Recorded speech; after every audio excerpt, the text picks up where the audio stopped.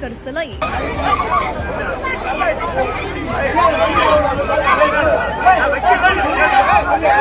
திருமா திறந்து வைக்க வந்த அடுத்த நொடியே நடந்த பரபரப்பு சம்பவம். இரவோடு இரவாக நடந்த அதிர்ச்சி சம்பவத்தின் காட்சிகள்.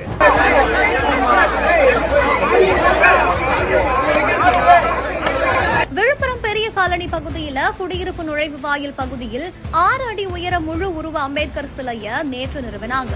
விசிக தலைவர் திருமாவளவன் நேற்று இரவு திறந்து வைக்க வந்தாரு.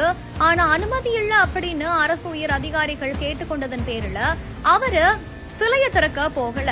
இதனால் அந்த பகுதி விசிகாவினரே சிலைய திறந்து வச்சாங்க. இதை தொடர்ந்து உரிய அனுமதியின்றி சிலை வைத்ததா சொல்லி அம்பேத்கர் சிலைய பலத்த காவல்துறை பாதுகாப்போட வருவாய்த்துறையினர் வந்து அகற்றியிருக்காங்க. அப்போ விசிகாவினருக்கும் காவலர்களுக்கும் இடையில வாக்குவாதமும் ஏற்பட்டிருக்குது.